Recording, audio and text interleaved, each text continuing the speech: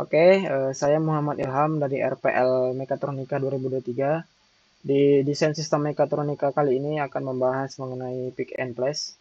Di sini pick and place merupakan jenis robot yang berbentuk lengan yang berfungsi untuk memindahkan barang dari suatu tempat ke tempat lain, atau bisa juga berfungsi untuk memisahkan jenis barang ke tempat yang berbeda seperti itu. Jadi di sini akan kita buat sebuah simulasi menggunakan Factory I/O dan dikendalikan menggunakan PLC. Di Factory I/O itu sudah terdapat uh, sebuah robot lengan ini dengan dua sumbu, sumbu X dan sumbu Z. Jadi kita dapat mengendalikannya. Sudah ada sensor-sensornya juga untuk melakukan pergerakannya. Ini I/O-nya, ada I/O untuk memutar memutar sumbunya, dan ada inputan-inputan kondisi dari si robot tersebut. Jadi kita akan menggunakan PLC, namun hanya simulasi. Kita lihat studi kasusnya. Ini studi kasusnya diminta untuk membuat robot pick and place dengan 3 conveyor. Jadi 2 robot, robot 1 dan robot 2 yang akan memindahkan barang. Di sini diminta conveyor seperti ini. Mungkin tapi conveyornya dibikin 3. Jadi memindahkan barang dari conveyor 1 ke conveyor yang lainnya secara berurutan. Jadi diminta di sini robot 1 bergerak maju, ada kondisi-kondisi lampu, lampu hijau menyala, lampu merah menyala, dan saat robot 1 atau robot 2 bergerak mundur, lampu putih menyala. Sistem bekerja saat tombol start, kita menggunakan tombol start, dan tombol stop untuk berhenti, tapi dia berhenti harus menyelesaikan satu siklus terlebih dahulu. Dan ada juga tombol emergensinya untuk memberhentikan saat itu juga. Oke, ini studi kasusnya. Saya sudah buat untuk program PLC-nya. Di sini,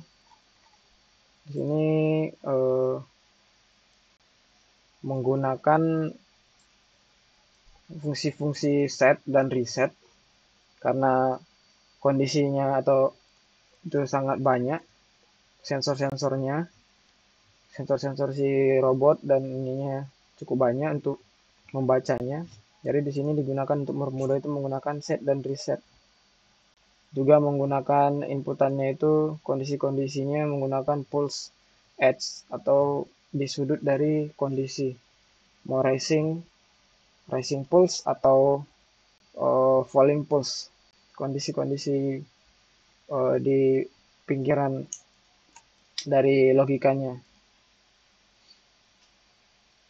Jadi di sini sudah dibuat untuk menggerakkan 2 robot pick and place dengan 3 conveyor. Coba kita lihat saja langsung dibandingkan dengan Factory I/O-nya. Factory I/O-nya juga sudah saya buat sebelumnya.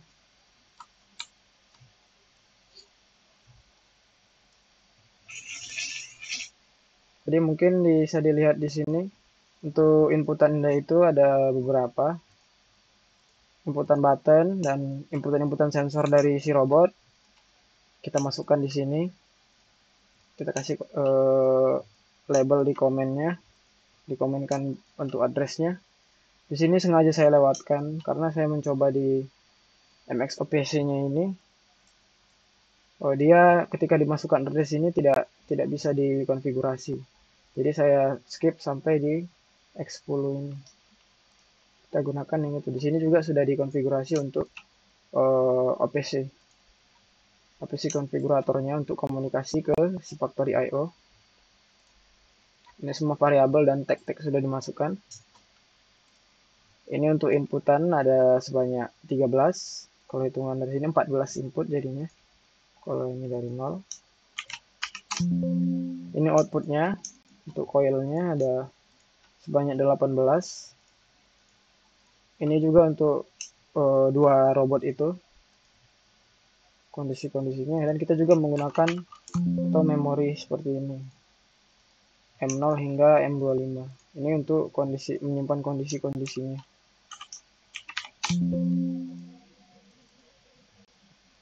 Oke, jadi di sini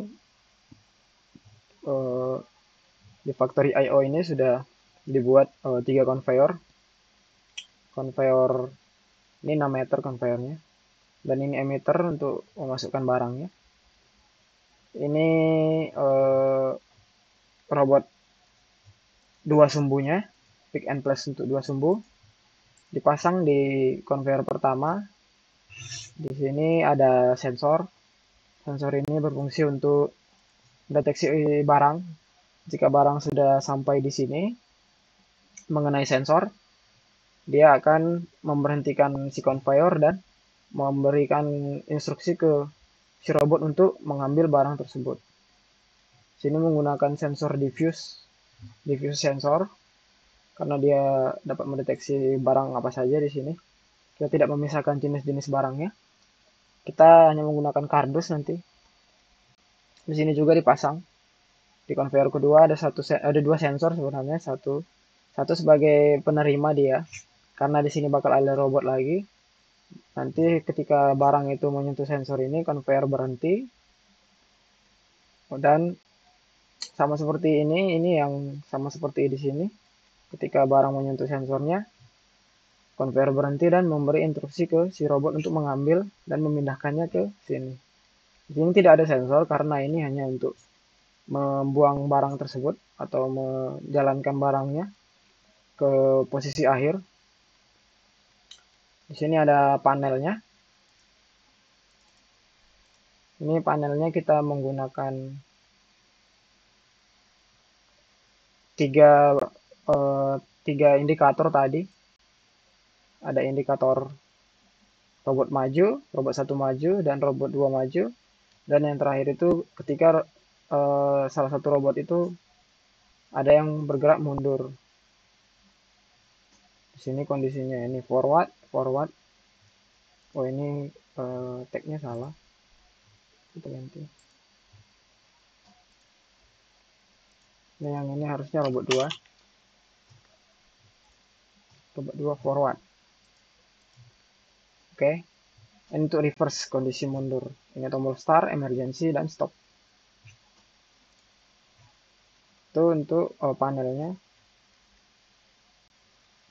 Untuk konfigurasi drivernya ini sudah dikonfigurasi IO-nya semua menggunakan OPC client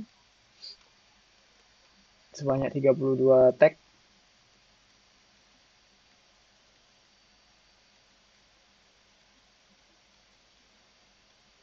Oke, mungkin dilihat kalau dilihat ke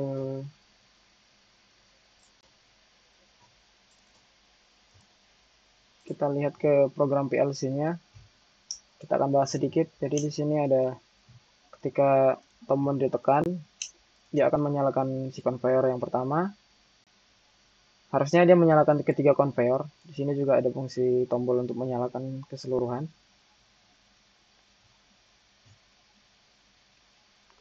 Kondisi start. Kondisi start menyalakan lampu. Dan conveyor harusnya dinyalakan juga. Ini conveyor 3.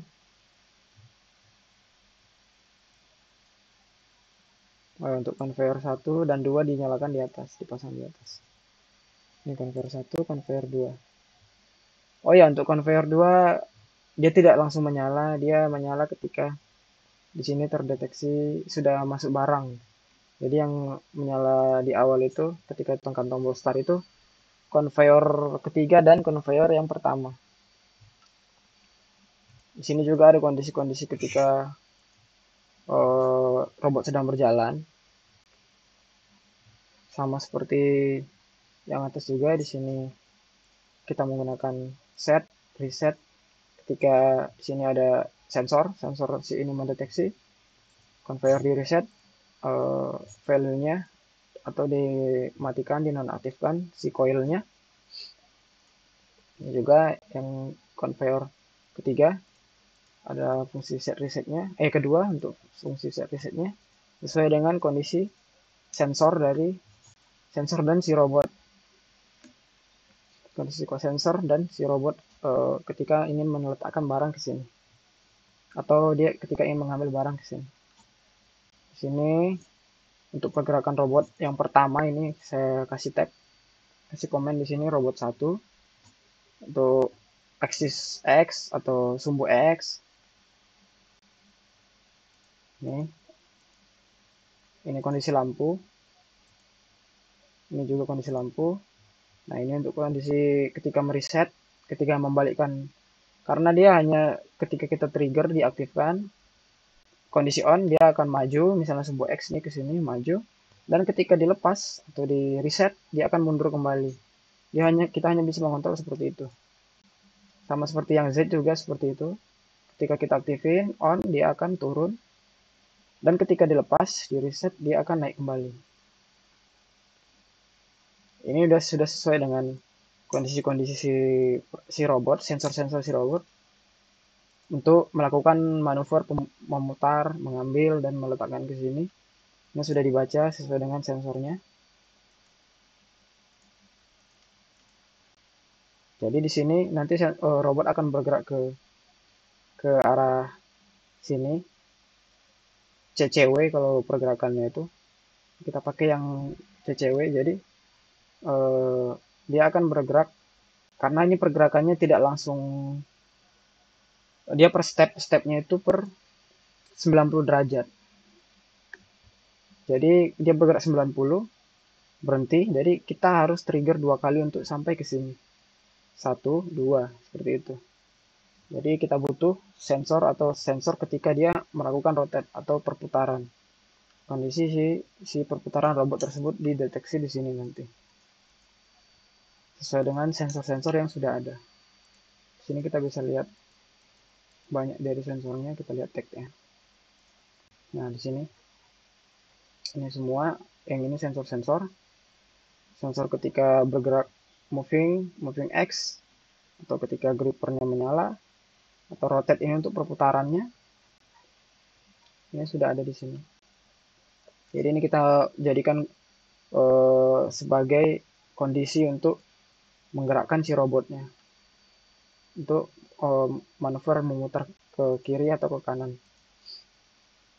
Nah, ini grip di sini ini menggunakan vakum. Ketika dia menempel di berangnya, di bandanya, dia akan menghisap menggunakan vakum. Ini untuk pergerakannya memutar CCW. Nah, di sini dia harusnya kita bikin 2 kali, di set, di reset, lalu di set kembali dan di reset lagi supaya dapat sudut 180 derajat. Sini saya tambahkan memori untuk kondisi ininya untuk mendapatkan sudut itu, perputarannya 2 kali. Lalu untuk selanjutnya dia balik lagi nanti ke sini, setelah di sini balik ke posisi awal ini untuk mengambil barang. Kita putar lagi menggunakan kondisi CW berlawanannya. Itu sama kondisinya. Seperti itu kita baca berdasarkan pergerakan dari sensor si robot. Nah, ini dia sama untuk yang robot kedua juga seperti itu. Prinsipnya sama. Programnya jadi sama. Dia membaca sensor yang di conveyor untuk trigger pergerakan si robot, sama dengan robot 1 dan robot 2 itu pergerakannya. Hanya beda di sensor-sensornya, dia independen satu sama lain robotnya. Oke. Ini untuk kondisi-kondisi lampu. Ini untuk emergency. Nah, ini untuk hanya memori tadi. Ini address-nya. Oke, itu untuk program PLC-nya. Oke, kita coba simulasikan ke si Factory I/O.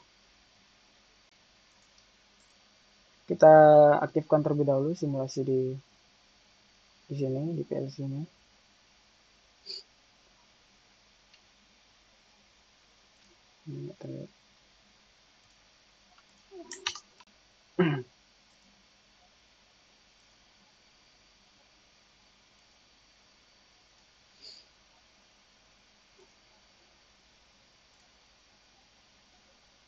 Oke, ini simulasinya kita aktifin. Kemudian kita cek di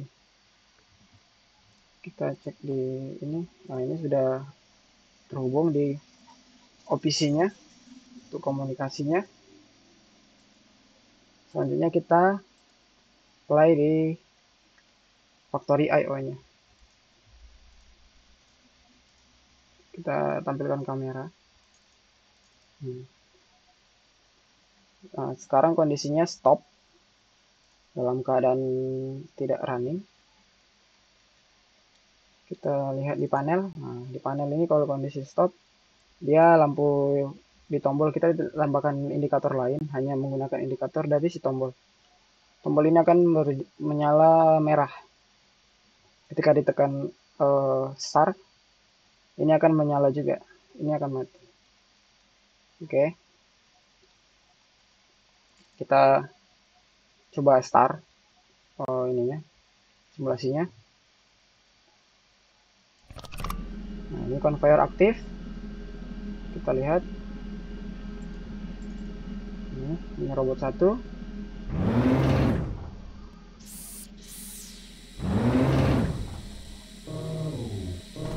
Ini belum aktif.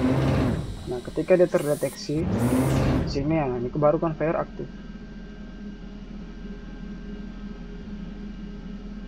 Nah, ketika sensor ini terdeteksi, robot ini juga akan aktif dan mengambil barang, memindahkan ke conveyor ketiga.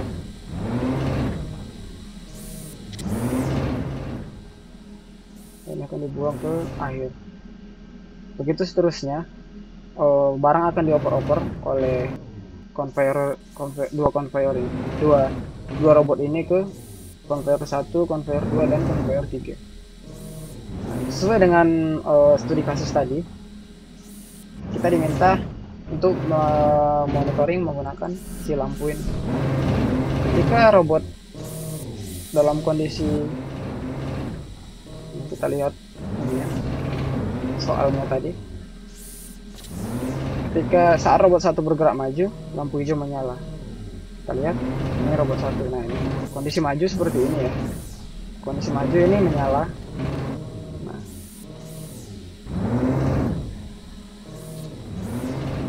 ketika kondisi maju menyala, lalu yang kedua, ketika robot 2 bergerak maju, lampu merah menyala.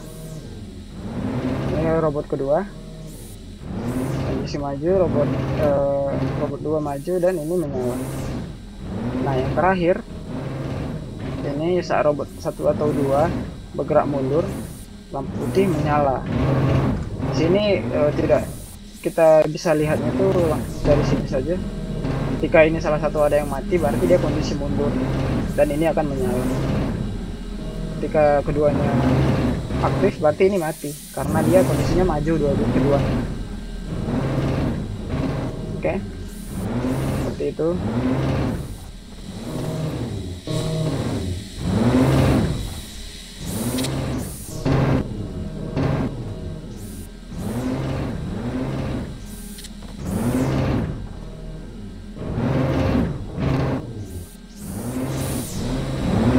Dia mengambil barangnya menggunakan vakum, disedot seperti itu.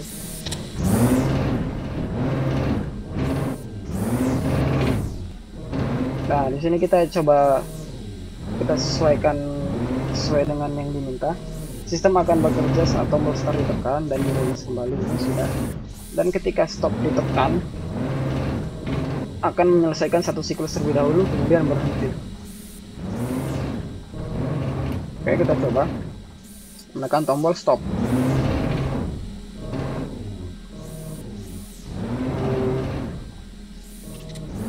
Kita tunggu dulu ketika robot sedang bekerja. Nah, ini saya tekan tombol stop. Nah, Nah, dia akan menyelesaikan terlebih dahulu, menyelesaikan. Nah, ini sudah selesai siklusnya dan dia akan berhenti. Semua berhenti. Siklusnya itu hitungannya kedua robot. Ketika dia sedang mengambil barang, dia akan menyelesaikan sampai meletakkannya ke posisi ini gitu. Namun ketika dia belum mengambil barang, sama seperti itu, dia harus mengambil dulu. Ketika dia deteksi sensor, dia harus mengambil barang dan meletakkannya ke sini.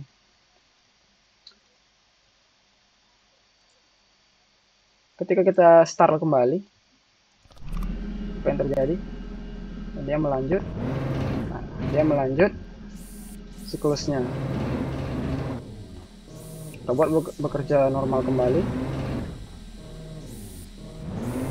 Seperti itu.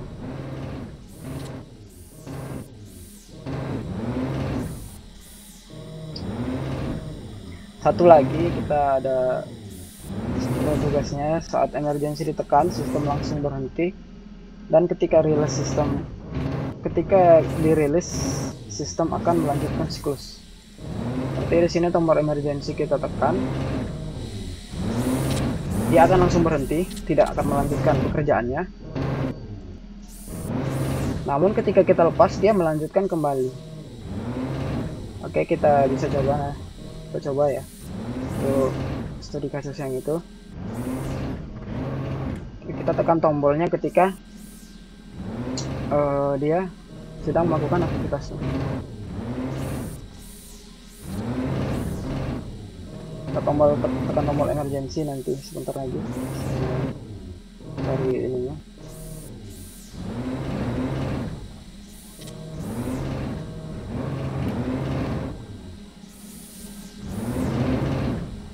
Ini kondisi dia. Oke, langsung saya tekan. Nah, dia langsung berhenti. Nah, di sini kondisinya ini saya tetap untuk si vakumnya tetap menyala. Harapannya supaya barang tidak jatuh ketika ditekan emergency. Jadi barang tetap ditahan oleh si robot. Namun kita tidak dipastikan ketika dirilis dia akan langsung normal mengantarkan si barang ini ke sini. Coba kita rilis.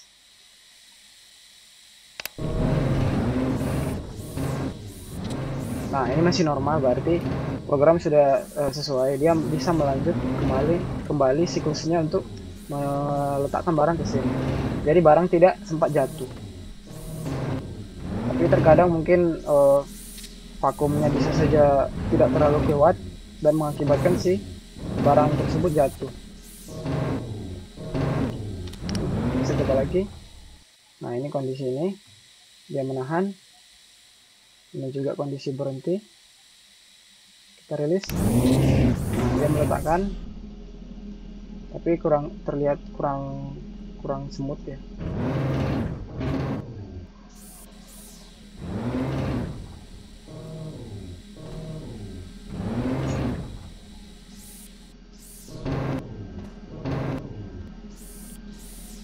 Oke, itu untuk si robotnya.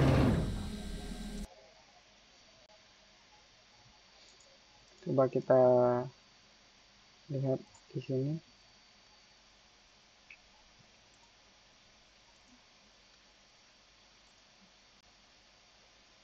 Kita tampilkan tagnya.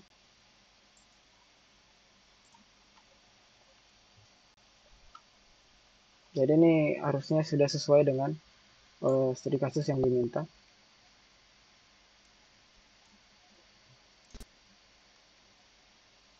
Oke, kita start. Kita lihat kondisi si sensor si robot. Ini sensor. Ketika diaktif,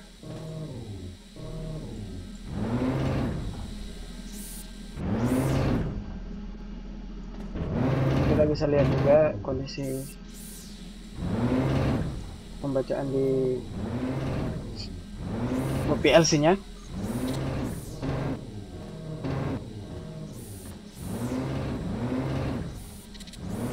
Siklus ini akan terus berlanjut sampai robot menemukan error atau sensor tidak membaca. Namun selama sensor membaca dan robot tidak mengalami error pembacaan sensornya, pergerakannya, maka ini akan terus berlanjut.